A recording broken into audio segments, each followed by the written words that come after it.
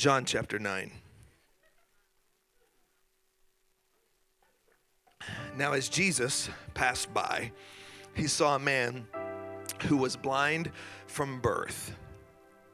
His disciples asked him, saying, Rabbi, who sinned, this man or his parents, that he's born blind?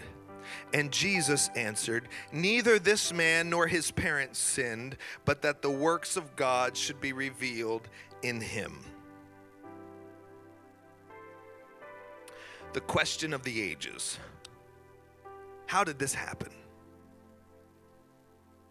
Obviously, there's something, we know that sin entered the world, and so did sickness and disease and death. We understand that. So we know that because of sin, we have a temporary body.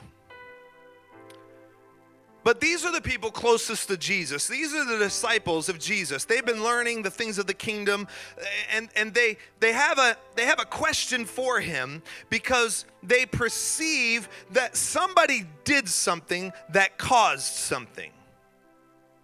In other words, they have a grown man who's been blind since birth. They want to know how it happened. So the only way they could figure it out is because either he sinned or his parents sinned. He's born blind from birth. Did he sin in his mother's womb? They're just trying to figure this out. Who sinned? Who's responsible? How did I get into this mess? And I'm telling you, if you're just stuck on that question, you won't see the answer. If you're constantly asking, how did I get here? Who's to blame? My life is in a terrible situation. I've got something I don't want. I'm going to point a finger. I need to find out who did it because I've got to at least blame somebody. And that's what the disciples are trying to figure out here. And Jesus, who's not motivated by need, he's motivated by faith. Jesus says this, neither. This man was born blind so that the works of God could be revealed. This man is in a situation so that God's works can be revealed. God's works can be manifest.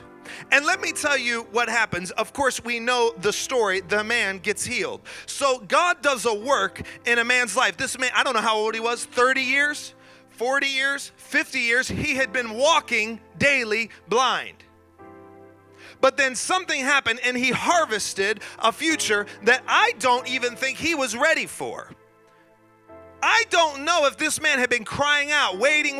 I'm not sure. He might have just accepted his blindness for what it was and said, there's no hope for me. I'll just continue to get alms to get by. And he received the harvest now so that the works of God could be revealed. Who were they revealed to? Well, the works of God were revealed to the disciples right there so that they would have faith to believe God. The works of God were revealed to all this man's friends and family, his tribe, his neighbors, his neighborhood. The works of God were revealed so that the Pharisees and the Sadducees, the religious order, could see that Jesus healed him. Let me tell you this, church, the works of God were revealed so 2,000 years later, you could be sitting listening to a preacher talk about it, and you can see something that happened 2,000 years ago. The works of God are revealed so that your children and grandchildren and great-grandchildren who you may never even meet could one day learn about a Jesus who has works that can be manifest. This prophecy was harvested for a purpose, not just so a man could see. It wasn't just because a man had a need that Jesus moved.